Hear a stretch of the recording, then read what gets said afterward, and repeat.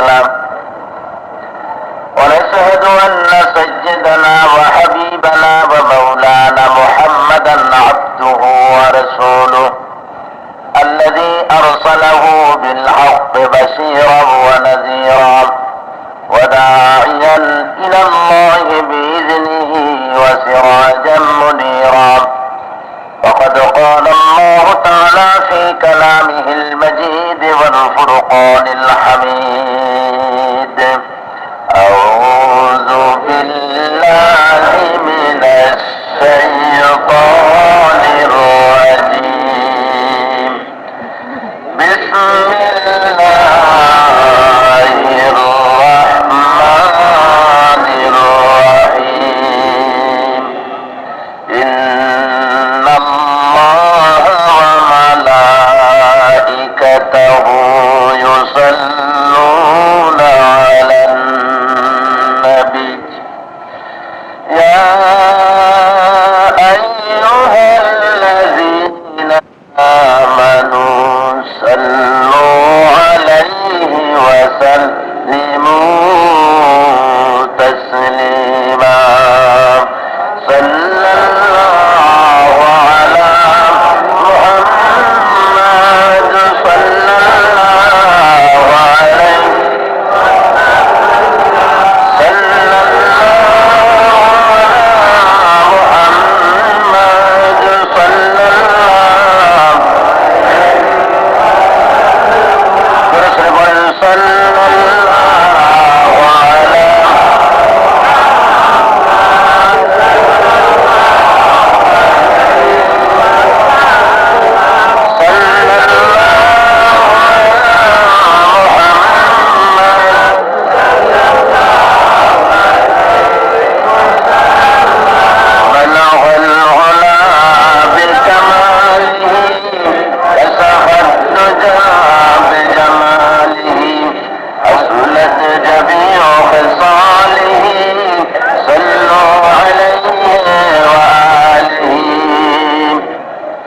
مشرق حب محمد مطلع دیوان امام مطلع خورشید اسقاس سینہ سوزان ما بلغ العلا بکماله کشف الدجى بجماله حسنت جميع خصاله صلوا عليه. سورة يوسف بداري حکمت لقمان امام قاری قرآن باری اے دل صادمان امام بلغ العلا بکماله کشف الدجى بجماله حسنت جميع خصاله صلوا. আরবের বুকে মক্কার পরে আমিনার যেথায় ঘর খোদার করুণা কাউসার হয়ে ঝরছে বারংবার বলাহল বিকামালিহি কসফত দুজা বিজামালিহি حسنت جميع خصاله وہی تسعات شریگی মলায় বয়ে বয়ে ধীরে গে চলেছে এ মধুর গান। ধন্য তুমি ধন্য হে মহানবী এ ধরার মহান বলাহল উলা বিকামালিহি কসফত দুজা বিজামালিহি حسنت جميع خصاله صلوا عليه. اللهم آمين. ربنا ظلمنا أنفسنا وإن لم تغفر لنا وترحمنا لنكونن من الخاسرين رب العالمين চট্টগ্রাম মিউনিসিপাল হাই স্কুল ময়দানে 5 দিন ব্যাপী তাফসীরের মাহফিলের আজকে সমাপনী দিবসে মাগরিবের নামাজের পরে ইশারা কবলে সহস্র সহস্র মুসলিম নরনারী একত্রিত হয়ে কয়েকবার দুরূদ সালাম পড়ে তোমার দরবারে হাত তুলেছি। মেহেরবানি করে দুরূদ সালাম টুকুন সোনার মদিনায় নবী পাকের রওজা মুবারকে পৌঁছায়া দাও রব্বুল আলামিন। আয় আল্লাহ, তাম পৃথিবীর মাটির নিচে যত মুসলমান নরনারী ঈমান নিয়ে শুয়ে আছেন তাদের আরো আর পরে সওয়াব পৌঁছে দাও। আয় আল্লাহ, গত 4 দিনের মতো আজকের মাহফিল অত্যন্ত সফলতার সাথে শেষ করার মতো তৌফিক আমাদের দিয়ে দাও। আয় আল্লাহ, কোরআন শরীফের দাওয়াত বক্ষে করে নিয়ে, কোরআনের চিত্র চোখের সামনে নিয়ে, কোরআনের উপরে তামাম জিন্দেগি যেন আমরা করতে পারি তোমার কাছে কামনা করি আল্লাহ রব্বুল আলামিন। আজকের মাহফিল তোমার দরবারে মঞ্জুর করে নাও। আয় আল্লাহ, এই মাহফিলের আয়োজন যারা করেছেন, এর সঙ্গে সহযোগিতা সহানুভূতি যারা করেছেন, আর যারা শুনতে এসেছেন, মাওলা তুমি মেহেরবানি করে এই মাহফিল আমাদের জন্য, আমাদের সকলের জন্য নাজাতের ওসিলা বানাইও আল্লাহ। ইয়া রব, करम तो अगर करे वो बात ज़बां को जो दिल पर असर करे, तक़ब्बल मिन्ना इन्नका अंतस समीउल अलीम व तुब अलैना इन्नका अंतत तव्वाबुर रहीम। सुब्हान रब्बिका रब्बिल इज़्ज़ति अम्मा यसिफून व सलामुन अलल मुरसलीन अल्हम्दुलिल्लाहि रब्बिल आलमीन।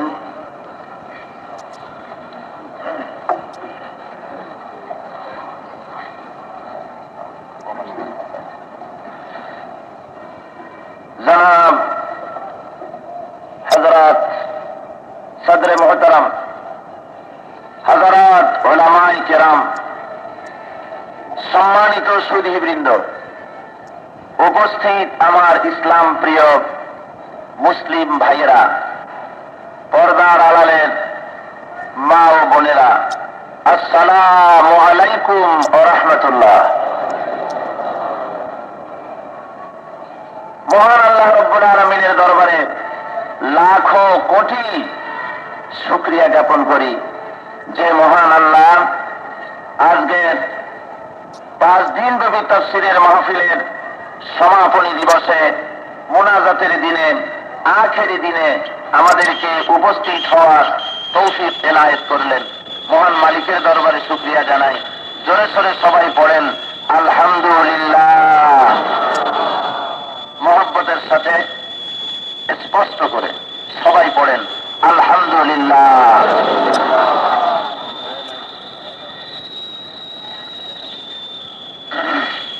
বন্ধুগণ, আমি প্রথম দিন বলেছিলাম যে আপনাদেরকে বসা সম্পর্কে আমি আর কথা বলবো না। সেই প্রথম দিন বলেছিলাম, আর শেষের দিন আরেকটু না বলে পাচ্ছি না ভাইদের কষ্ট দেখে। আপনারা দেখুন আপনাদের 3 দিকে লোকেরা কিভাবে, এই দিকটায় লোকেরা দাঁড়ায় কষ্ট করতেছে। আমি দেখতে পাচ্ছি আপনাদের সামনে যেন একটু জায়গা আছে, এখান থেকে দেখা যায়। যদি মেহেরবানি করে সব একটু চেপে চেপে সামনে আসেন, শীতের দিনে বোধ হয় অসুবিধা হবে না। কি বলেন, অসুবিধা হবে? মাত্র তো 2-2.5 ঘন্টার ব্যাপার। একটু কষ্ট করুন, অপরকে জায়গা দিন, আল্লাহ আপনার জায়গা জান্নাতের ভিতরে প্রশস্ত করে দেবেন। জোরে বলেন আমিন। একটু মেহেরবানি করে বসা অবস্থায় চেপে চেপে সামনে আসেন। বসা অবস্থায় দাঁড়াবেন না, বসা অবস্থায় সামনে একটু চাপেন। যে সমস্ত ভাইরা দাঁড়ায় আছেন ওনাদের একটু সুযোগ দিয়ে দেন। আর সেই ফাঁকে একটু জিকির করেন আল্লাহ আল্লাহ আল্লাহ লা ইলাহা ইল্লাহু আল্লাহ আল্লাহ আল্লাহ লা ইলাহা ইল্লাহু। জোরে বলেন মহব্বতের সাথে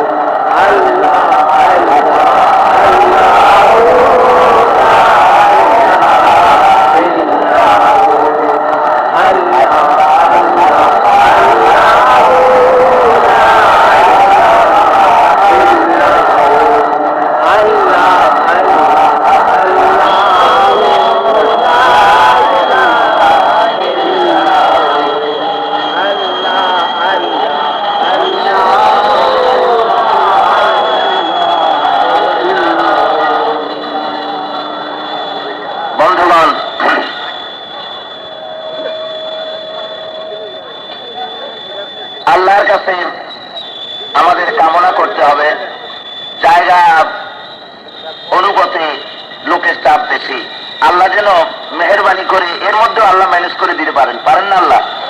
জোরে বলেন, পারেন না? নিঃসন্দেহে পারেন। আল্লাহর কাছে আমরা শান্তি শৃঙ্খলার জন্য কামনা করব, আল্লাহ তুমি মেহেরবানি করে মাহফিলটা সুচারুরূপে শেষ পর্যন্ত পরিচালিত করে দাও। জোরে বলেন আমিন। বন্ধুগণ, আমি প্রথম দিনে আপনাদের সামনে আলোচনা করেছিলাম, প্রথম দিন আপনাদের সামনে বলেছি ইসলাম একটি পরিপূর্ণ জীবন ব্যবস্থা, একটি মোকাম্মাল নিজামে হায়াত, একটি পরিপূর্ণ শরীয়ত, একটি পূর্ণাঙ্গ জীবন ব্যবস্থা।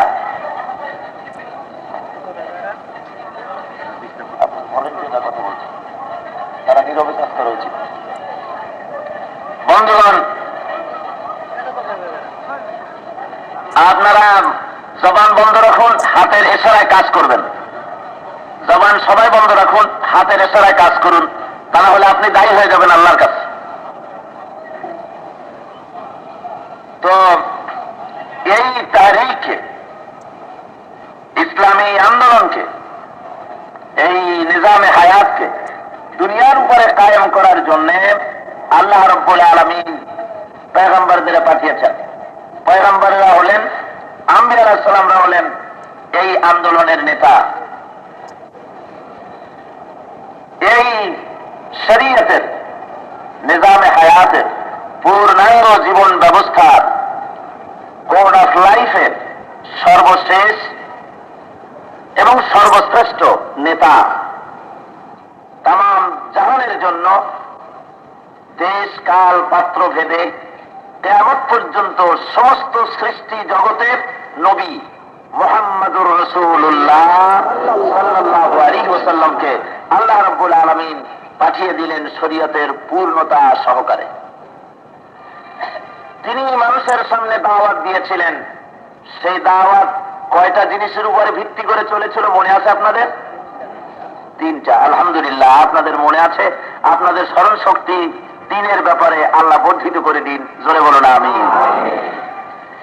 সেই তিনটা জিনিসের একটা ছিল তাওহীদ, একটা ছিল রিসালাত, আর একটা ছিল আখিরাত।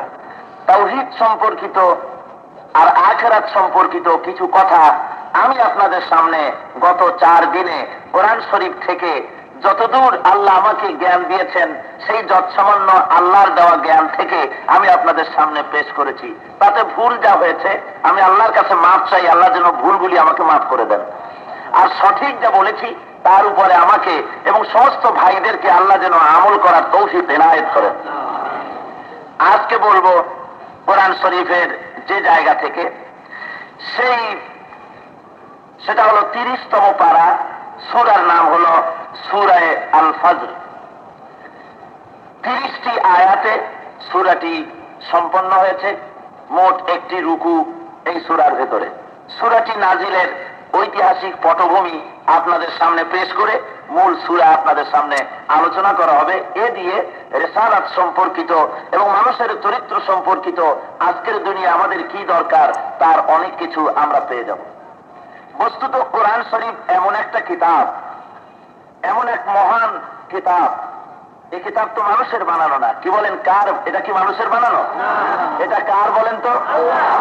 পৃথিবীর মানুষ কত চেষ্টা করলো কোরআন শরীফের মতো করে বানাবে, চেষ্টাও কম করে নাই, কিন্তু পেরেছে নাকি? পারে নাই।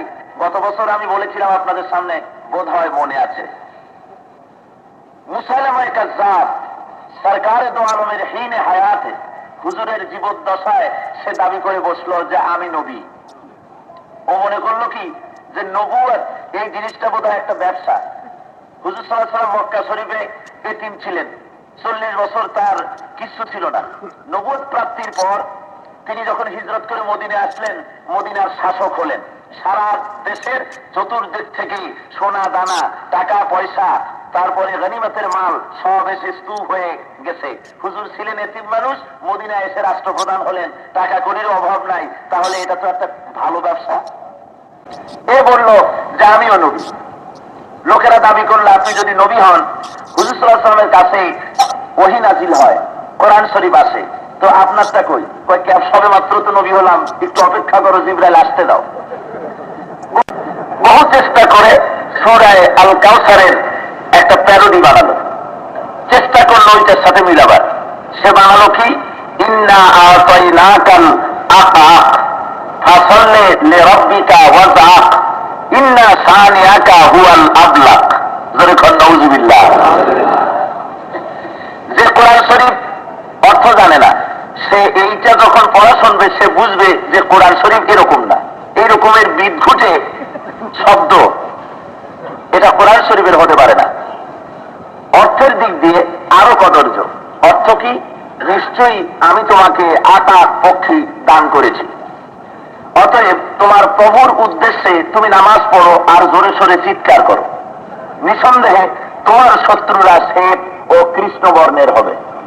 কথার আগামাথা আছে, অথচ সূরা আল কাউসার কত সুন্দর। পড়েন আপনারা, ইন্না আতাইনাকাল কাউসার ফাসাল্লি লিরাব্বিকা ওয়ানহার ইন্না সানিআকা হুয়াল আবতার। একটার সাথে আরেকটার কত মিল। মুসাইলামা কাযযাব মিথ্যা দাবি করে মিথ্যা প্রতিপন্ন হলো, দুনিয়া থেকে তাকে ওয়াসি রাদিয়াল্লাহু তাআলা আনহু, এক যুদ্ধ হলো, সেই যুদ্ধে হযরত ওয়াসি রাদিয়াল্লাহু তাআলা আনহু মুসাইলামা কাযযাবকে দুনিয়া থেকে বিদায় করে দিলেন। হযরত ওয়াসি তিনি ছিলেন হযরত হামজা রাদিয়াল্লাহু তাআলা আনহুর কাতিল। হযরত হামজা রাদিয়াল্লাহু তাআলা আনহুকে উহুদের মাঠে শহীদ করেছিল ওয়াসি। ওয়াসি ইসলাম কবুল করার পর আল্লাহর কাছে মুনাজাত করেছিলেন, আয় আল্লাহ, ইসলামের একজন উন্নত মানের লোক, ইসলামের একজন শ্রেষ্ঠ ব্যক্তিকে আমি যে তীরটা দিয়ে দুনিয়া থেকে বিদায় করেছি, জাহালাতের কারণে আমি বুঝি নাই, এই তীরটা জমা করে রাখলাম, ইসলামের একটা শত্রু যেন আমি এই দিয়ে মারতে পারি, তুমি তৌফিক দিও। ঠিক সেই তীর দিয়ে মুসাইলামা কাযযাবকে বিদায় করে দিলেন। এরপরে মুনাজাত করেন, আল্লাহ তুমি যে আমার দোয়া কবুল করেছো, ইসলামের একজন শ্রেষ্ঠ মানুষ যেমন তীর দিয়ে বিদায় করছিলাম, জাহালাতের কারণে তাওহীদের আলো দিয়ে ইসলামের চরম শত্রুটাকে বিদায় করে দিতে পারে, আমি তোমার দরবারে শুকরিয়া করছি। দেখা গেল কোরআন শরীফের সাথে বানাতে গিয়ে এভাবে ফেল করলো। শেষ পর্যন্ত ছিল গোলাম আহমদ কাদিয়ানি, সেও চেষ্টা করলো। পাঞ্জাবের গুরুদাসপুর জেলায় বাড়ি, কাদিয়ান নামক এলাকায়। তিনি দাবি করলেন আমিও নবী। তারপরে লোকেরা বলল তাহলে আমাদের কিতাব দেন, তো কিতাব আসা শুরু করলো। বানায়া বানায়া, আরবিতে পাণ্ডিত্য ছিল ভালো, তৈরি করলো একটা প্রবন্ধ। তারপরে বলল যে রসুলের পরে কোরআন শরীফ এসেছে 30 পারা, আমার উপরে নাজিল হয়েছে আরো অতিরিক্ত 2 পারা, মোট 32 পারা হবে। এর একটা প্রবন্ধ লিখে তারপরে নিচে লিখে দিয়েছে যে এটা যদি আল্লাহর কালাম না হয়, তোমরা যদি বিশ্বাস করতে না চাও, তাহলে 3 মাস সময় দিলাম, আমি যে বানায় দিয়েছি আল্লাহর কালাম যেটা বলছি, 3 মাসের ভিতরে যদি সম্ভব হয় তো এরকম করে একটা বানায় আনো তো। আল্লাহ চ্যালেঞ্জ দিলেন ফরএভার, কিয়ামত পর্যন্ত। আর গোলাম মোহাম্মদ কাদিয়ানি আল্লাহর কথা মিথ্যা বলে বলছে, আল্লাহ বলে দিয়েছেন 3 মাস, তাড়াতাড়ি তোমরা এই চ্যালেঞ্জের মোকাবেলা করো। মওলানা সাহেব সানাউল্লাহ পরবর্তী রহমতুল্লাহ আলাইহি ওনার কাছে যখন এই চিঠি গিয়েছে, উনি এইটাকে পড়ে আল্লাহর কাছে দোয়া করলেন, আল্লাহ, এক পণ্ডিত তোমার কোরআন শরীফের সাথে নাফরমানি শুরু করেছে, খতমে নবুয়তের উপর হামলা চালিয়েছে, তুমি আমাকে তৌফিক দাও। ওজা লিখেছে অত্যন্ত সুন্দর করে আমি যেন লিখতে পারি। মিথ্যা নবীর কাছে সাথী যারা ছিলেন তারা এটা দেখে আশ্চর্য হয়ে গেছে, নবী সাহেব এটা একটা কেমন বেকায়দার কাজ। কোরআন শরীফ 1400 বছর অতিক্রান্ত হয়ে যাওয়ার পথে আজও পর্যন্ত তাতে লাল কালি আতর দেওয়া তো দূরের কথা, একটা দাড়ি কমা সেমিকলন পর্যন্ত ভুল প্রমাদ কেউ ধরে বের করতে আজও পারেনি। আর আপনার 3 মাস চ্যালেঞ্জ দিছিলেন, তার একটা সপ্তাহ যেতে না যেতে প্রত্যেকটা সুন্দর প্রবন্ধ তো আসলোই, আর আপনার চায় প্রত্যেক লাইনে 6-7টা ভুল। এ কোন কায়দার কোরআন শরীফ?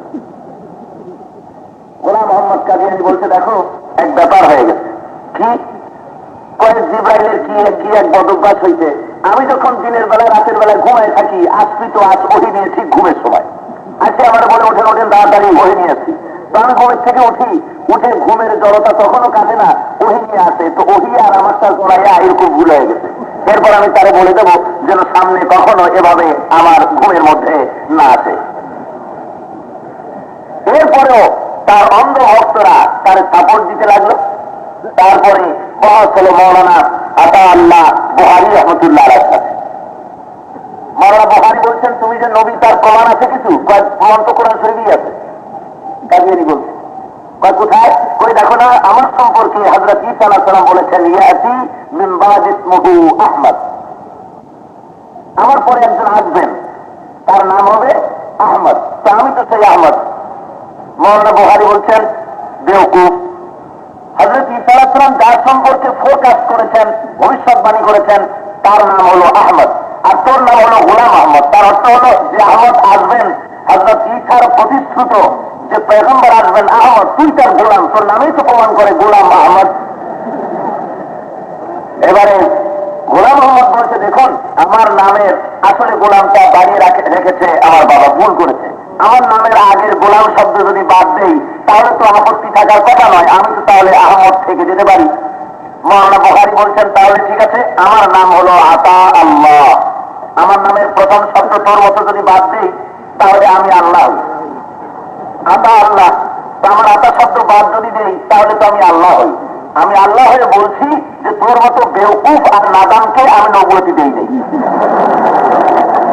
তাইলে আমার দুনিয়ার ভিতরে আজ পর্যন্ত কোরআন শরীফের সাথে নাফরমানি আর বেয়াদবি যাই করতে চেয়েছে, চূড়ান্ত রূপে আল্লাহ তাদেরকে জিল্লতির সাথে দুনিয়া থেকে বিদায় করে দিয়েছেন। ধরে বলেন সুবহানাল্লাহ। আর সম্মানটা কত হলো, সকল রকমের মর্যাদা এক পাশে রাখিয়া ছোট্ট একটা মর্যাদা আপনাদের সামনে কোরআনের তুলে ধরছি, যা এই দেশে সংগঠিত হয়েছে। সেটা হলো এই মৌলানা সিদ্দিক আহমদ ওসমানী রহমতুল্লাহ আলাইহ, জবরদস্ত আলিম, শাইখুল হাদিস। উনি কোরআন কি মুজিজা সাইরা ডাইজেস্টের ভেতরে কোরআন নজরুলের 1400 বছর পূর্তি উপলক্ষে ওনার একটা আর্টিকেল সাইরা ডাইজেস্টের ভিতরে উঠাইছে। ঘটনাচক্রে ওই খণ্ডটা আমার হাতে এসে পড়েছে। পড়তে গিয়ে দেখি মৌলানা সিদ্দিক আহমদ ওসমানীর একটা আর্টিকেল, আর্টিকেলের নাম হলো কোরআন কি মুজিজা। মুজিজা লিখতে লিখতে একেবারে শেষে গিয়ে লিখেছেন, বাংলাদেশে জন্মগ্রহণ করেছিলেন বাংলা রাজ্যের সন্তান শেরে বাংলা একে ফজলুল হক। নাম বললে সবাই ছিলেন, আবার বৃদ্ধ বনিতা বাংলাদেশের সমস্ত মানুষ এই সাবকন্টিনেন্টে তার নাম সবাই যায়। তো তার সম্পর্কে মৌলানা সিদ্দিক আহমদ ওসমানী লিখছেন, আমি খুব মনোযোগ সহকারে পড়ছি, দেখছি যে উনি লিখতেছেন শেরে বাংলা একবার কলকাতা থেকে কোন এক জায়গায় বক্তৃতা করতে যাবেন। ট্রেনে যখন উঠেছেন ফার্স্ট ক্লাস কম্পার্টমেন্টে উঠেই জিজ্ঞেস করছেন সাথীদের কাছে যে আমার বাক্স পেট্রা বিছানপত্র সব কি এনেছো? তারা বলছে আমার যে কোরআন শরীফ থাকে যে বক্সের মধ্যে সেটা এনেছো? তো সাথী বলছে স্যার আমি ভুলে গেছি, ওইটা আনতে মনে নেই। ছেলে বাবা বলছেন দেখো আমি তো তোমাদের আগেই বলেছি আমি যে কোনো যানবাহন আদি যেখানে যাই আমি আসার আগে যেন কোরআন শরীফটা আগে উঠাবে। তো তোমরা যখন এটা ভুল করেছো উঠাতে, বোধ হয় মুসলাহাত নাই আমি এই ট্রেনে যাওয়ার, আমি যাব না। উনি ট্রেন থেকে নেমে গেলেন। তবে বিজাতি যারা ছিলেন ট্রেনের ভেতরে তারা ওনার এই অন্ধ গোড়ামি কুসংস্কার জড়িত আউটডেটেড সেকেলে নানান রকমের মানে ভদ্র ভাষায় ওনাকে নিন্দামন্দ করলেন যে কোরআন শরীফ আছে নাই, এই জন্য নিয়ে যেতে পারলেন না ট্রেনে। উনি গাড়িতে করে সেই প্রোগ্রামে অন্য পথে গেছেন। ঘটনা এই ঘটেছে, ট্রেনটা এখান থেকে ছেড়ে দেওয়ার পর কয়েকটা স্টেশন পাস করার পর এই ট্রেনের ভিতরে টাইম বম ফিক্স করা ছিল। কে বা কারা রেখেছে, বাস্ট হয়েছে, কম্পার্টমেন্টের ছাদ উড়েছে, হতাহত হয়েছে। পরের দিন খবরের কাগজে খবর বেরিয়ে গেল।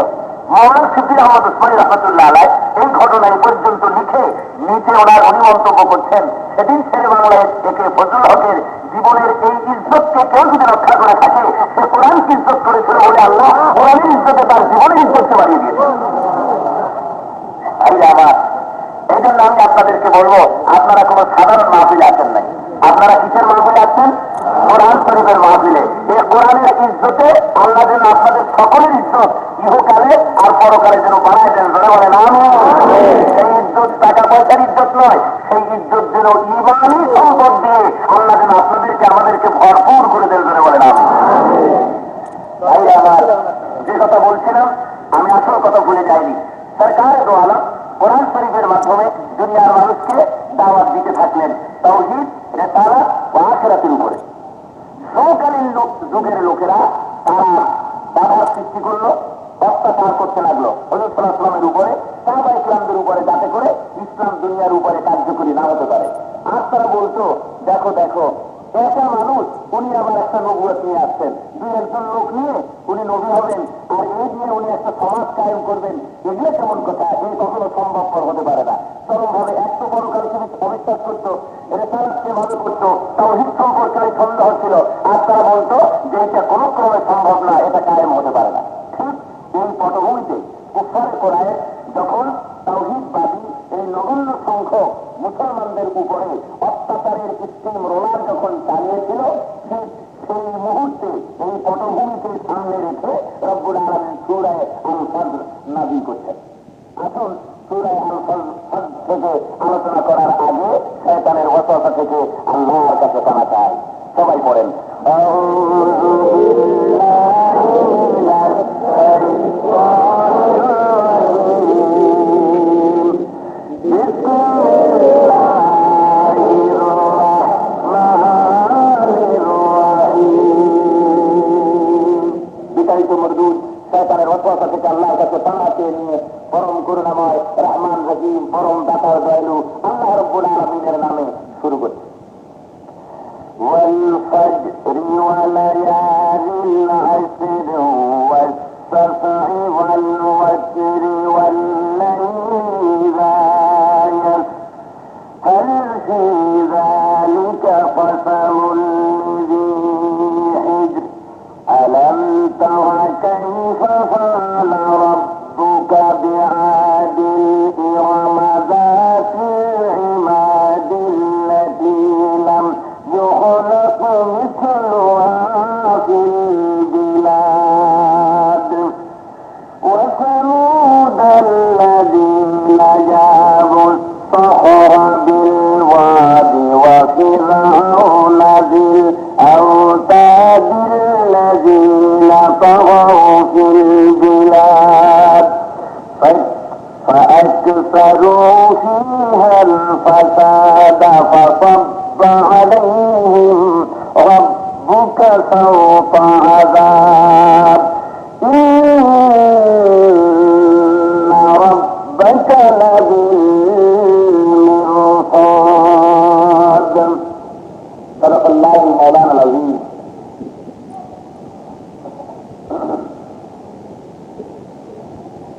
আল্লাহ রাব্বুল আলামিন বলছেন ওয়াল ফজর, ফজরের শপথ, ওয়ালায়ালিল আশর, 10 রাতের শপথ, ওয়াস-সাফ'i ওয়াল ওয়াতর, জোড় বেজোড়ের শপথ, ওয়াল লাইলি ইযা ইয়াসর, আর রাতের শপথ যখন তা অবসান ঘটে।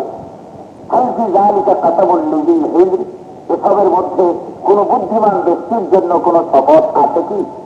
এ হলো শাব্দিক অর্থ। রব্বুল আলামিন বলছেন, দুনিয়ার মানুষ শোনো, আমি ফজরের কসম খাচ্ছি। আল্লাহর কসম খাওয়ার কতগুলি কারণ আছে। কসম ছাড়াও তো আল্লাহ কথা বলতে পারেন। আল্লাহর যে কথা, তিনি তো কসমের ধার ধারেন না, এমনি তো বললে হয়। মানুষ কসম কখন করে?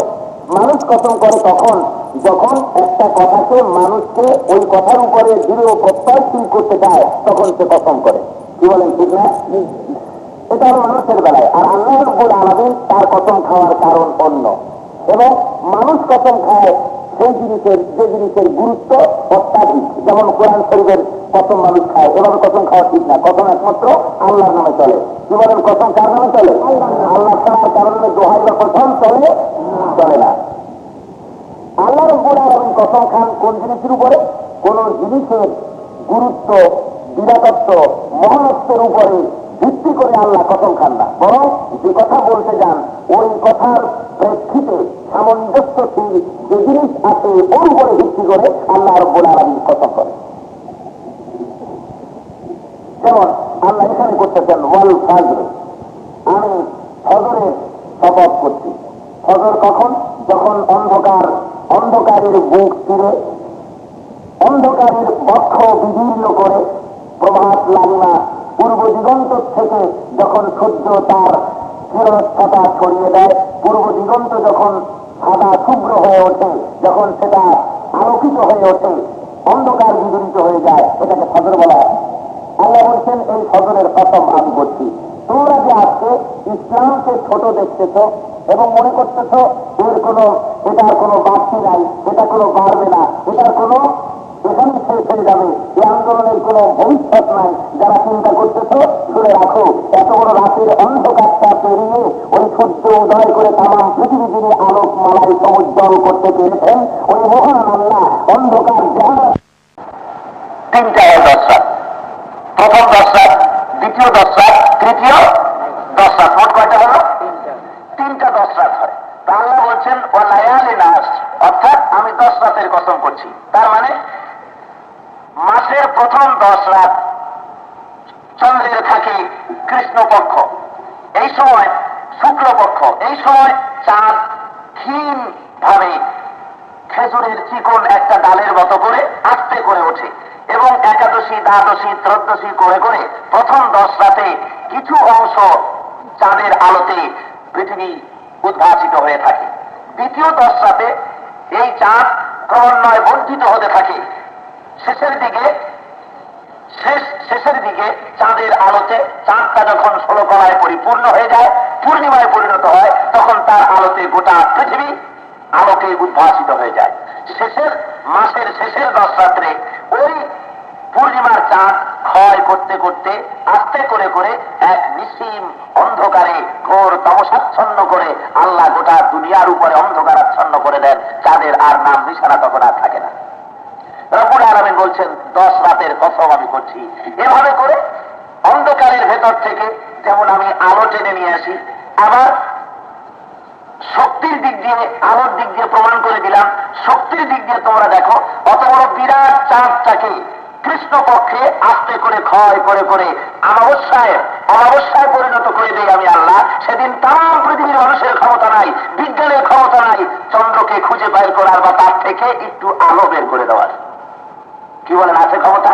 আল্লাহ বলেন তোমরা যে আজকে বাহু বলে শক্তি বলে সর্বরকমের শক্তি সামর্থ্যে উজ্জীবিত হয়ে যে সামনের দিকে অগ্রসর হতেছ, নবুয়তের উপরে, তাওহীদ রিসালাতের উপরে, আখিরাতের উপরে যে হামলা চালাচ্ছ, তোমাদের এই উজ্জ্বলতা, এই প্রভাব কমাতে কমাতে তোমাদেরকেও অমাবস্যার ভেতরে আমি অমাবস্যার পরিণতি করে দিতে পারি।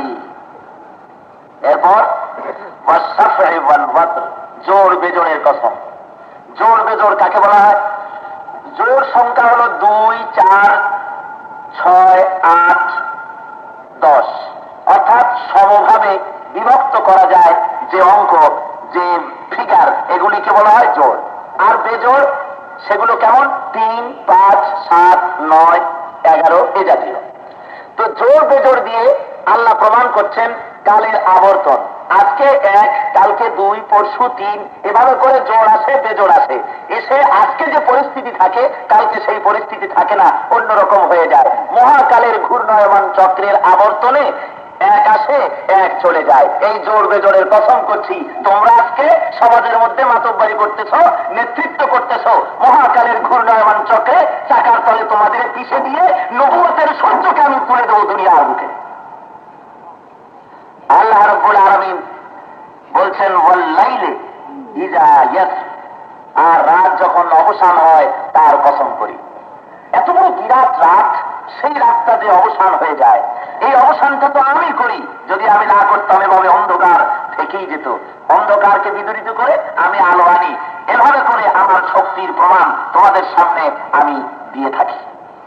এর দ্বারা আল্লাহ প্রমাণ করছেন যে বিশ্বের বুকে রাতারাতি কোনো জিনিস সংগঠিত হয় না, এর একটা নিয়ম আছে, শৃঙ্খলা আছে, পদ্ধতি আছে, ডিসিপ্লিন আছে, একটা প্ল্যান প্রোগ্রাম আছে। কোনোদিন দেখা যায় না যে আজকে প্রতিপদের চাঁদ কালকে পূর্ণিমা হয়ে গেছে, এরকম দেখা যায়? রাত 10টা বাজে হঠাৎ দেখি যে সূর্য উঠে গেছে, বেলা 12টা বাজে ফট করে দেখি যে রাত 11টা, তখন রাত হয়ে গেছে। এমনটি জীবনে দেখা গেছে কোথাও? বোঝা গেল একটা সাংঘাতিক রকম নিয়মতান্ত্রিকতার ভেতর থেকে গোটা বিশ্ব পরিক্রমা পরিচালিত হচ্ছে আপন গতিপথে। এই কসমগুলি খেয়ে আল্লাহ বলছেন যে এই যে কসমগুলি করলাম যেসব জিনিসের, এর উপরে বুদ্ধিমান ব্যক্তি যারা, তাদের জন্য এর পরেও কোন যুক্তি, প্রমাণ, কসম দরকার আছে কি? আল্লাহ জিজ্ঞেস করছেন। কি বলেন, আছে? আর কোনো দরকার নাই। আল্লাহ বলছেন বুদ্ধি যদি থাকে তাহলে এগুলির মধ্যে আমি তোমাদের সব কিছু নিহিত করে রেখেছি। এবার শোনো, জাহেলের দল, কাফিরের দলেরা, তোমরা যারা মুহাম্মদ সাল্লাল্লাহু আলাইহি সাল্লামকে অস্বীকার করছো, তোমরা যারা ইসলামকে সহ্য করতে পারছো না, তোমরা যারা ইসলামী আন্দোলনকে দুনিয়া থেকে নস্যাৎ করে দিতে চাইছো, এবার পরিষ্কার করে শোনো, তোমাদের মতো ইসলাম সহ্য হতো না ফেরাউনের, তোমাদের মতো মুসলমান আর ইসলাম সহ্য হতো না নমরুদের, তোমাদের মতো ইসলাম সহ্য হতো না আদ এবং সামুদের। আমি তাদের ইতিহাস তুলে ধরছি, তোমরা শুনে রাখো। কি আলম তারা কাইফা ফাআলা রাব্বুকা বিআদ ইরম যাতিল ইমাদিল্লাতী লাম ইউখলাক মিসলুহা ফিল বিলাদ। রব্বুল আলামিন বলেন, তুমি কি দেখো নাই তোমার প্রভু আদ সম্প্রদায়ের সঙ্গে উচ্চ স্তম্ভ নির্মাণকারী আদ সম্প্রদায়ের সাথে কি ব্যবহার করেছেন? তাদের মতো জাতি তদানীন্তন পৃথিবীতে আর ছিল না, তাদের মতো শক্তিশালী জাত, তাদের মতো বুদ্ধিমান জাত তদানীন্তন সমাজে আর ছিল না। তোমার প্রভু ওই আদ সম্প্রদায়ের সাথে কি ব্যবহারটা করেছে তুমি কি তা দেখো নাই? অর্থাৎ তোমরা কি তা শুনতে পাওনি? আল্লাহ কোরআন শরীফে প্রমাণ করে দিচ্ছেন, তোমাদের মতো তারা ইসলামের সাথে শত্রুতা করেছিল। অত বড় বৃহত্তর জাতিকে জমিনের সাথে আমি পিছা জমিনটাকে সাফ করে দিয়েছি, জাহালাত দূর হয়েছে, নবুয়তকে আমি পরিচালিত করেছি। জোরে বলেন সুবহানাল্লাহ। আদ সম্প্রদায় আজকে যে 10 তলা 20 তলা 15 তলা বিল্ডিং তৈরি হচ্ছে, মানব ইতিহাসে খুঁজলে পাওয়া যায় আদ সম্প্রদায়ের লোকেরা সর্বপ্রথম সুউচ্চ বাড়াখানা তারা তৈরি করেছিল, সর্বপ্রথম উঁচু উঁচু বিল্ডিং তারা তৈরি করেছিল দুনিয়ার বুকে।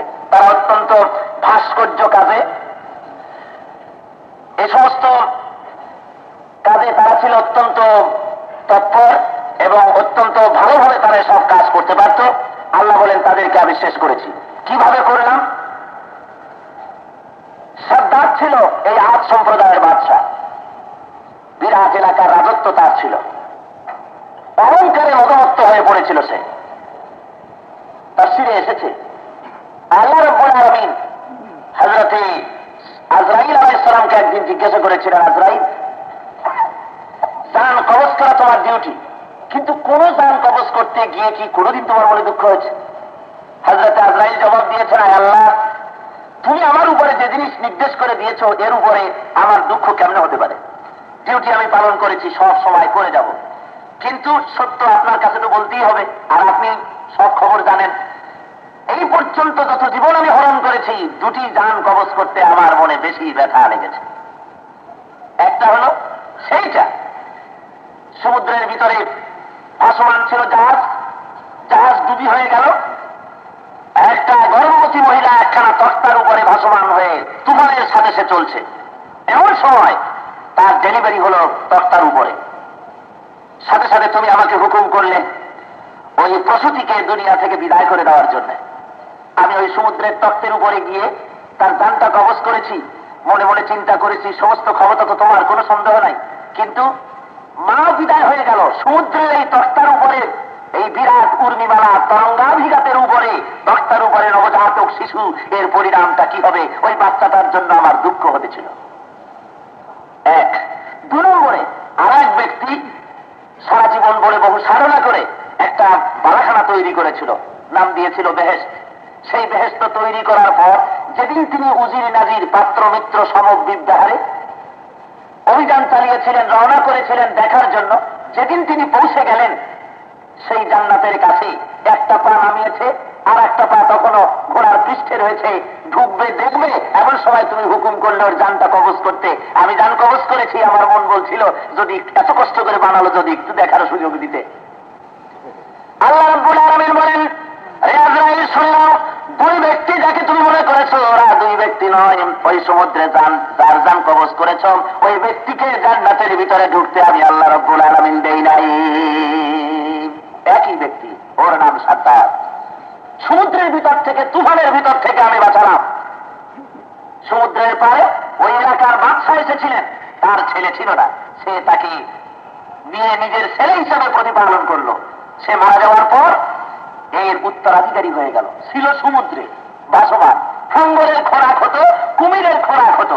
আমি সেখান থেকে তাকে তুলে নিয়ে বাদশাহের মালিক বানাই দিলাম। বিরাট এলাকা, রাজত্ব তার হলো। শশাগড়া ধরত্রীকে সে নিজের রাজত্ব বলে মনে করতে থাকলো। তার এলাকার মধ্যে যত সোনা দানা হীরকখণ্ড যেখানে যা ছিল সব সঞ্চিত করে রাজ্যের পরিধি ক্রমান্বয়ে সে বাড়াতে লাগলো। এইভাবে করে আমার পয়গম্বর গেল তার কাছে দাওয়াত দিতে। আমার তদানীন্তন সমাজের যিনি ছিলেন দাওয়াত দিতে যখন গেলেন তার কাছে, হযরত হুদ আলাইহিস সালাম আদ সম্প্রদায়ের নবী ছিলেন। যখন দাওয়াত দিতে গেলেন তিনি কলেমা পড়লেন। দাওয়াত দেওয়া হলো, সে অস্বীকার করলো, বলল কলেমা পড়লে কি হবে? বললেন যে বেহেশত পাওয়া যাবে। বেহেশত কেমন? তো বেহেশতের কথা উনি বললেন যে এই জাতীয় হবে যা কল্পনা করা যায় না, মানুষ যা চোখে দেখে না, এরকম যদি হয় তা আমিও দেখি করতে পারি দেখি। আমি যদি জান্নাত তৈরি করতে পারি তাহলে তোমার খোদার জান্নাতে কেন যাব? অর্ডার দিল সমস্ত লোকদেরকে, ইঞ্জিনিয়ারদেরকে, সাথে সাথে জান্নাত তৈরি শুরু হয়ে গেল। একখানা সোনার ইট আর একখানা রৌপ্যের ইট, এ দিয়ে বিল্ডিং গাঁথা হলো। সুন্দর করে গাছ লাগানো হলো, তাতে রূপার গাছ, সোনার ডাল, ইয়াকুত জবরদস্তের পাতা, এমনি করে সুন্দর করে সুসজ্জিত করে তার পরিকল্পনায় যদ্দূর এসেছে জান্নাত বানিয়েছে। এখন হুর কোথায় পাবে?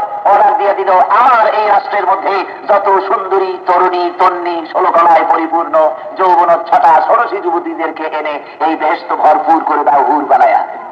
চতুর্দিক থেকে সংগৃহীত হতে লাগলো, কালেকশন হতে লাগলো, যুবতীদেরকে এনে ভরে ফেললো, জান্নাত বানিয়ে ফেললো।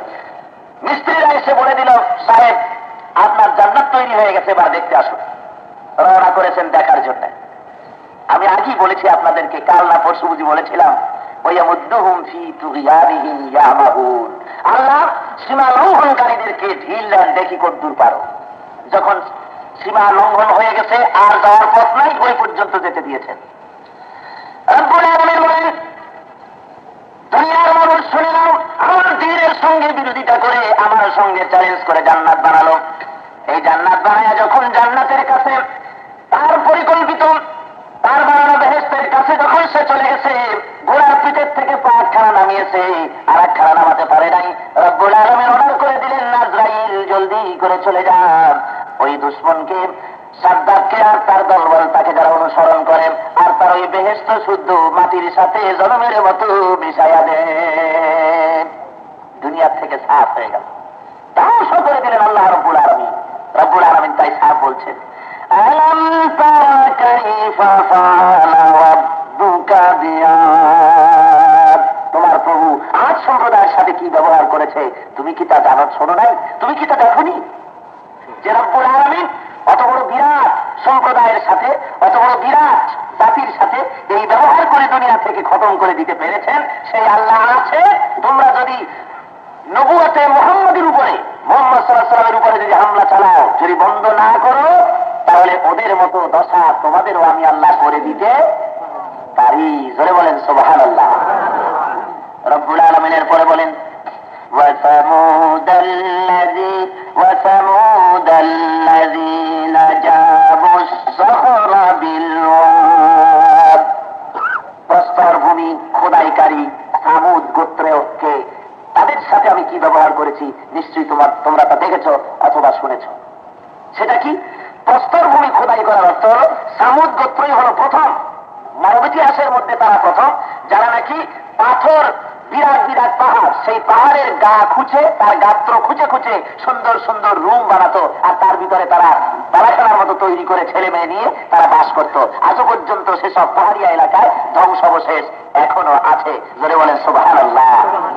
মানুষকে আল্লাহ এত বড় জ্ঞান দিয়েছিলেন, ওরা এত বড় শক্তিশালী ছিল যে এভাবে করে পাথর, বিরাট বিরাট পাথরের পাহাড়, তাই খুঁজে খুঁজে ওর ভিতরে পাহাড়ের মধ্যে তারা দালান কোঠা বানাতো।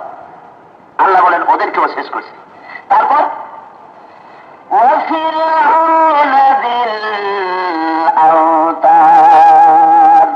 লৌহ শলাকাধারী ফেরাউনের সাথে কি ব্যবহার করেছি তোমরা কি শোনো নাই? তোমরা কি দেখো নাই তার সাথে কি ব্যবহার করেছি? আওতাদ শব্দের অর্থ লৌহ শলকাধারী। লৌহ শলকা আল্লাহ এখানে কেন বললেন? কারণ ছিল এই তাফসীরে বিভিন্ন রকম বলা হয়েছে। কেউ বলেছে লৌহ শলকার মতো মজবুত ছিল তার সেনাবাহিনী, সেই জন্য লৌহ শলাকাধারী বলা হয়েছে। কোন কোন মুফাসসির বলেছেন যে ফেরাউন তার দুশমনদেরকে রাজনৈতিক বন্দীদেরকে লৌহ শলাকার মধ্যে গেঁথে গেঁথে আগুনের মধ্যে পুড়িয়ে মারত। এই জন্য তাকে এখানে লৌহ শলাকাধারী বলা হতো। আবার কোন কোন মুফাসসির বলেছেন যে বড় বড় এরা যেখানেই যেত এত তাবু গাড়ত লৌহ শলকা দিয়া, চতুর্দিক থেকে শুধু এদের তাবু আর তাবু, লৌহ শলকা চতুর্দিক থেকে দেখা যেত, তাই জিল আওতার বলা হয়েছে। তো যেটাই হোক, মূল আসল কথা হলো শক্তিশালী এই জিনিসটাকে বোঝাবার জন্য জিল আওতার বলা হয়েছে। এই শক্তিশালী ফেরাউনকে আল্লাহ রাব্বুল আলামিন জমিন থেকে সাফ করেছেন। জোরে বলেন করেন নাই? জোরে বলেন করেন নাই? আল্লাহ রাব্বুল আলামিন সূরা আল ফজরের মধ্যে মক্কা শরীফের কাফেরদেরকে বলছেন, কাফেরেরা তোরা যারা মুহাম্মদ সাল্লাল্লাহু আলাইহি ওয়াসাল্লামকে সহ্য করতে পারতেছিস না, ইসলাম সহ্য হয় না, আর মুসলমানের নামটা তোদের সহ্য হয় না, শুনে রাখ, ফেরাউনকে ধ্বংস করেছি, সাদ্দাতকে শেষ করেছি, সাউদকে করেছি, কওমে নূহকে করেছি, কওমে আয়সাকে করেছি, কওমে তুব্বাকে করেছি, তোদেরকেও আমি আল্লাহ ইচ্ছা করলে শেষ করে দিতে পারি। আল্লাহ কোরআন শরীফের মধ্যে বর্ণনা করছেন, ফেরাউন গোটা সমাজের উপরে নিজের রাজত্ব কায়েম করেছিল। সে বলে ছেলেদের ছেলে হলেই মেরে ফেলে দিত আর মেয়েদেরকে বাঁচিয়ে রাখত। আল্লাহ রাব্বুল আলামিন চাইলেন এই সময় এই যুগেই হযরত মূসা আলাইহিস সালামকে পাঠিয়ে দিতে। আর ফেরাউনের কাজ কি, যে ডেলিভারি যখনই হবে পুলিশ বানিয়ে দিল দেখার জন্য যে যদি ছেলে হয় সাথে সাথে মেরে ফেলে দেবে। আমরা ওদের মেয়েদেরকে বাঁচি বানাবো আর ছেলে হতে দেবো না, এমনি করে করে ওদের বনি ইসরাঈলের গোষ্ঠী আপ করে দেবো। এই ছিল ফেরাউনের প্ল্যান এবং প্রোগ্রাম। অন্য আল্লাহর প্রোডাকশন যেটা, সেটা কি মানুষ কোন চিন্তাধারা পরিকল্পনা দিয়ে বন্ধ করে দিতে পারে? জোরে বলেন পারে? পারে না। ওদের প্ল্যান থাকলে দুনিয়া থেকে বনি ইসরাঈল শেষ করবে, নবী আসতে দেবে না। আল্লাহ রাব্বুল আলামিন তার প্ল্যান হলো নবী তিনি পাঠাবেন, পারলে তোরা ঠেকাবে। হযরত মূসা আলাইহিস সালামের রূহ তার মায়ের গর্ভের ভেতরে আল্লাহ রাব্বুল আলামিন, তার মগজের মিলনের পরে রব্বুল আলামিন হযরত মূসার মায়ের গর্ভের ভিতরে মূসা আলাইহিস সালামের রূহকে পাঠিয়ে দিলেন। হযরত মূসা আলাইহিস সালামের মা ডেলিভারির সময় হয়ে আসতেছে, মনে মনে ভাবছেন, হায় রে, এতদিন যত আমার সন্তান হয়েছে সবগুলি ছেলে সবগুলি মেয়ে, একটা ছেলেও হয় নাই। এবার যদি ছেলে হয় তাহলে তো ওই পুলিশ যদি আসে তাহলে তারা তো মেরে ফেলে দেবে গভর্নমেন্টের আইন অনুযায়ী। এটাকে আমি কেমনে রক্ষা করবো? সে কি দেবে? রব্বুল আলামিন বলেন, আমি হযরত মূসার মাকে ওহীর কায়দায় বলে দিলাম, ইলহাম করে দিলাম, ইলকা করে দিলাম কি, ইযা আওহাইনা ইলা উম্মিকা মা ইউহা। আমি ওহীর কায়দায় মূসা আলাইহিস সালামের মাকে বলে দিলাম কি, আনফিহি তাবুতে ফাকুযিহি ফিল ইয়াম। যখন তোমার সন্তান হবে সাথে সাথে তাকে একটা বাক্সের মধ্যে ঢুকাবে। এবারে হযরত মূসা আলাইহিস সালাম যখন দুনিয়ায় আসলেন, তার মা যখন তাকে প্রসব করেছে, একটা বাক্স বানিয়ে সেই বাক্সের মধ্যে ছেলেকে শোয়াইয়া বাক্সের ডালা বন্ধ করে দিলেন। মা কাঁদতেছেন, সমস্ত মেয়েরা কাঁদতেছেন, হযরত মূসা আলাইহিস সালামের বোনেরা।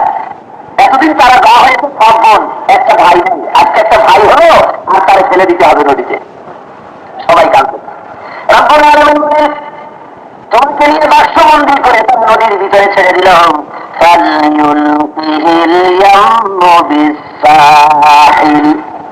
নদীর কিনারায় তোমাকে ছেড়ে দেওয়া হলো। এবার বাতাস তোমার এই বাক্সটিকে ঠেলতে ঠেলতে নিয়ে গেল। গায়া তোমার বাক্স, থামবি তো থাম, কোন জায়গায়? ঠিক ফেরাউন বিকেল বেলায় তার স্ত্রী আসিয়াকে নিয়ে নদীর তীরে বসে আরাম করতেছে, বাতাস খাচ্ছে, বৈকালি খাওয়া, সুন্দর করে বাতাস খাচ্ছে ফুলের বাগানে বসে। হঠাৎ করে বাক্স একটা এসে থামলো। রব্বুল আলামিন বলেন,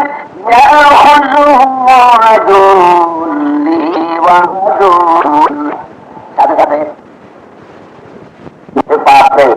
আমার ভয়তে কোন মহিলা কোথায় তার এই ছেলেটাকে বাঁচাবার জন্য নদীর মধ্যে ফেলে দিয়েছে, তরবারি কোষমুক্ত করেছে, এক আঘাত দিয়ে হযরত মূসাকে বিদায় করে দেবে।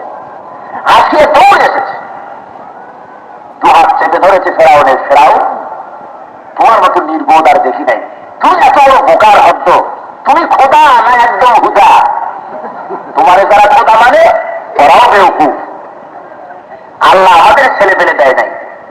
রব্বুল আলামিন মনে হয় মহান স্রষ্টা এই ছেলেটাকে আমাদের জন্য হাদিয়া পাঠায়। তুমি কেন, তুমি এত নিষ্ঠুর কেমনে হলে? এত সুন্দর চেহারা, তুমি কি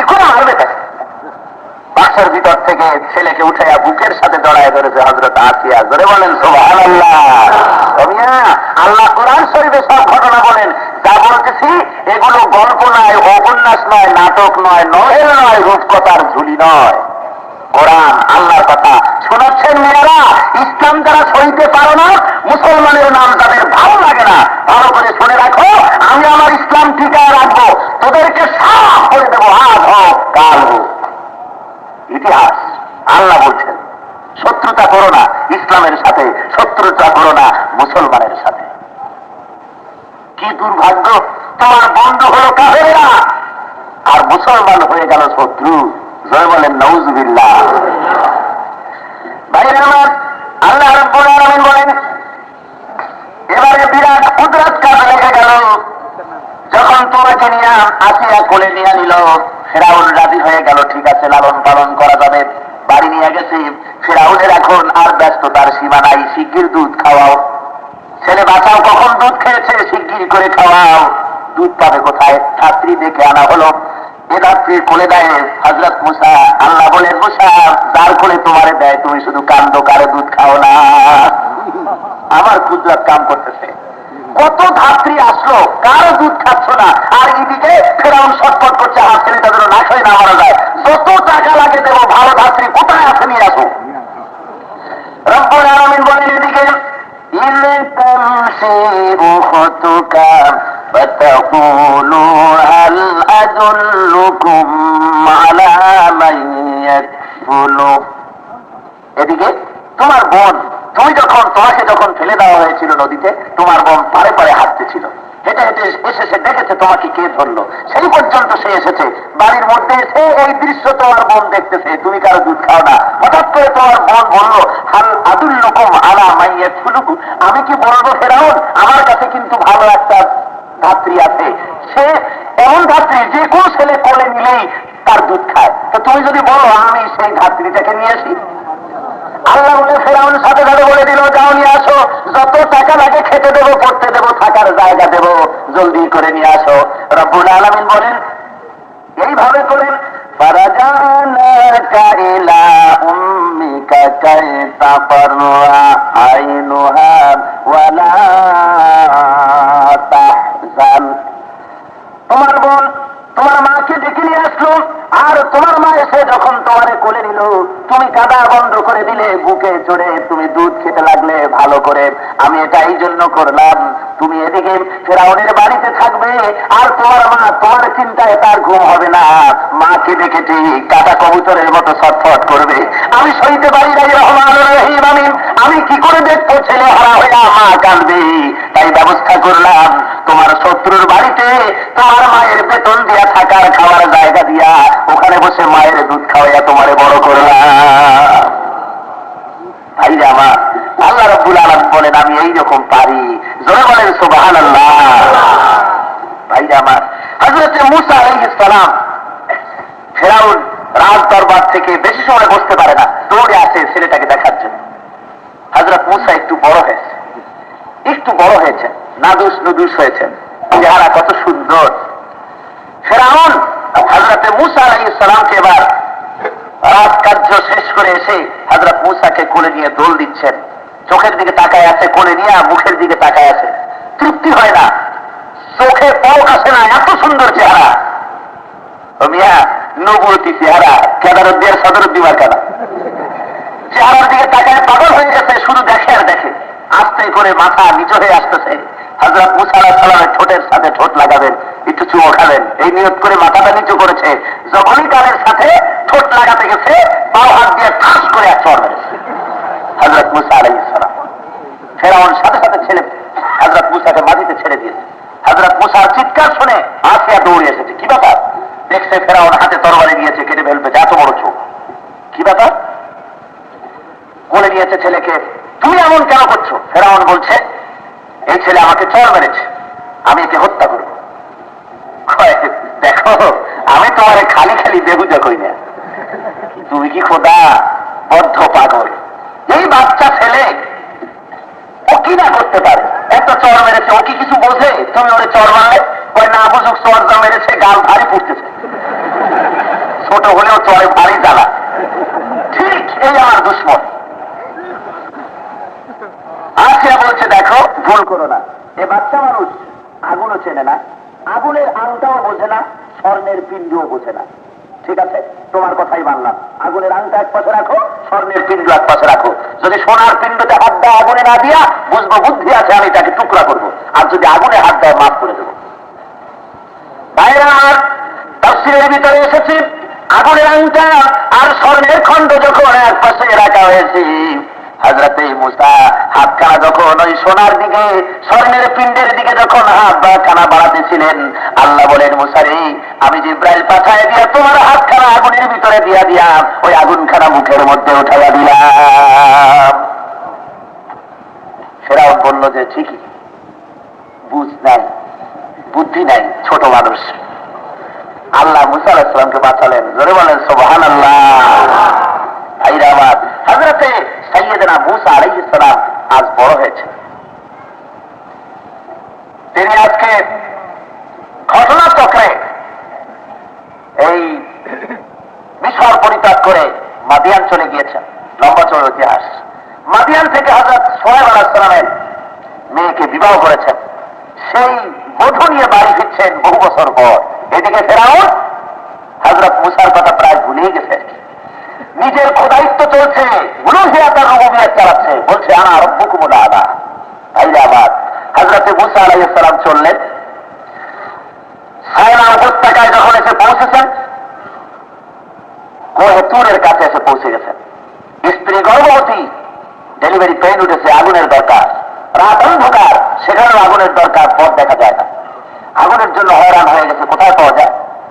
রব্বুল আলামিন ওয়াজ করে শোনান, দুনিয়ার মানুষ শোনো, হযরতে মূসা আগুনের তালাশের জন্য নেমে গেছেন।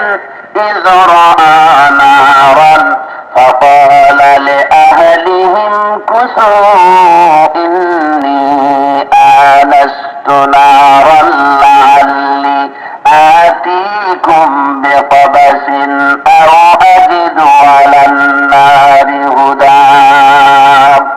দূরে দেখতে পেল ওই যেন আগুন জ্বলতেছে, কিন্তু আগুন বড় তেজস্ক্রিয় আগুন। স্ত্রীকে দেখে বলল, তুমি এখানে অপেক্ষা করো, আমি আগুনের সন্ধান পেয়েছি, আমি এগিয়ে যাই, হয়তো সেখান থেকে কিছু আগুন নিয়ে আসবো, নতুবা কোনো পথের সন্ধান পাবো। আতিকুম বিকাবাসিন আও আজিদু আলা নারি হুদা, হয় আগুন কিছু নিয়ে আসবো, না হয় ওই আগুন দিয়ে কিছু পথের সন্ধান পাবো, হেদায়েত পাবো। হযরত মূসা আলাইহিস সালাম যখন কাছে চলে গেছেন, ফালাম্মা আতা নুদিয়া ইয়া মূসা, হঠাৎ করে আওয়াজ এসেছে, আগুন যাকে মনে করেছিল কাছে গেছে, আর আওয়াজ আসলো ইয়া মূসা, নিজের নাম শুনে হতচকিত হয়ে গেছেন হযরত মূসা আলাইহিস সালাম। কি ব্যাপার? গুরুগম্ভীর আওয়াজ এলো, ইন্নী আনা রাব্বুকা ফাখলা'না আলাইক ইন্নাকা বিল ওয়াদিল মুকদ্দাসি তুওয়া।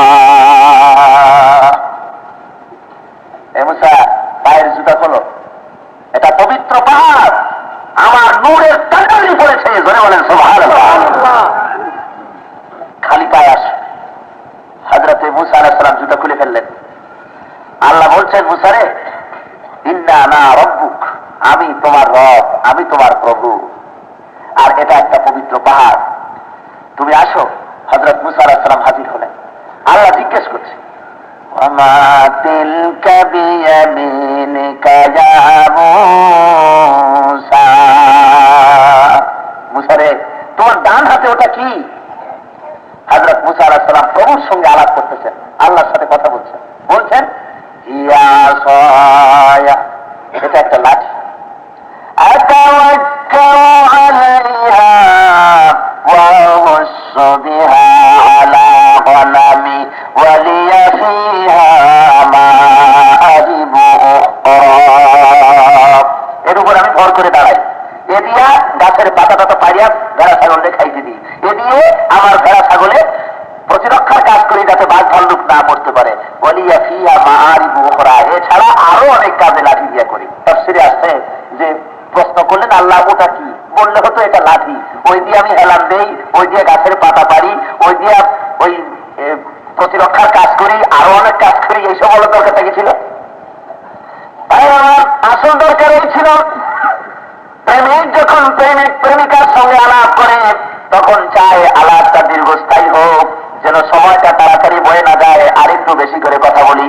হযরত মুসা আলাইহিস সালাম সহসা রব্বুল আলামিনের সঙ্গে কথা বলছেন, মনের মধ্যে তামান্না, লাঠি বলে দিলে যদি তাড়াতাড়ি আলাপ শেষ হয়ে যায়, যদি হানাত বাহানা করে একটু লম্বা যদি করতে পারে, একটু বেশি সময় মহান আল্লাহর সঙ্গে আলাপ করে নেয়।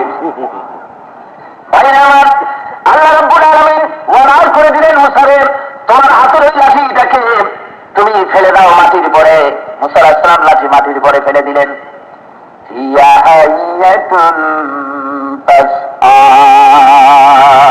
সাথে সাথে বিরাট অজাগর হয়ে গেছে, বিরাট এক সাপ হয়ে গেছে, এত বড় সাপ হয়েছে। যখন হা করেছে সাপ, হযরত মুসা আলাইহিস সালাম দেখছেন তার নিচের ঠোঁট আর উপরের ঠোঁটের যা ব্যবধান, তার মাথায় এরকম করে তাকিয়ে দেখা লাগে। হযরত মুসা আলাইহিস সালামের শরীরে কাঁপ এসে গেছে, সাপ দেখে ভয়তে অস্থির হয়ে গেছে। রব্বুল আলামিন দেখে বলছেন, খুলহা ওয়ালা তাখাফ সানুঈদুহা সিরাতাহাল